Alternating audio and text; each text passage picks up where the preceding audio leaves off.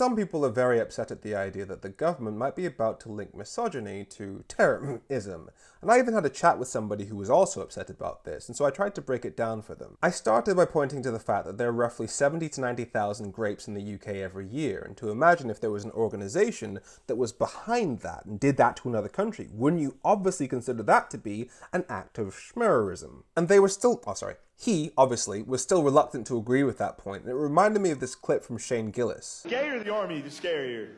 Forever, dude, throughout history. Think of any army throughout history. Imagine them gay. See a bunch of Viking longships coming. You're like, oh no. It's the Vikings. They're gonna rape our wives and daughters. Then they pull up their fucking rainbow flag on their boat, and you're just like, oh, fuck.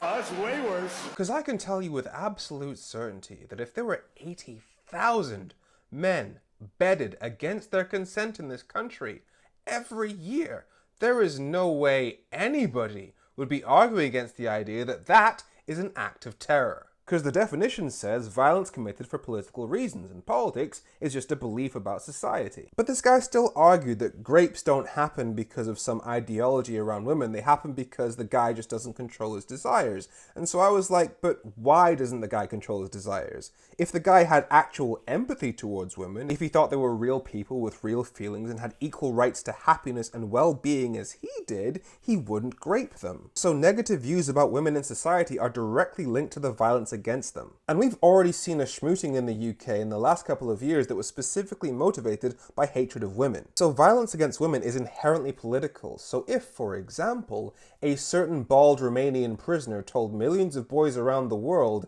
that their girlfriends' bodies were their product for them to benefit from, that should logically be considered a security threat for half of the population. Like, let's put this through a religious lens for a second. Imagine if there was a preacher from a religion that was telling people that everybody in society that wasn't like them was inferior and needed to be dominated. You'd obviously consider that to be a risk of a potential future act of terror, right? Well, I just described a key element of misogyny, so shouldn't that apply? Because when the number of grapes are this high, there is clearly a dangerous ideology within our society. So if there's a voice in your head that's screaming, no, we can't treat misogyny as if it's linked to terrorism, you need to ask yourself some questions.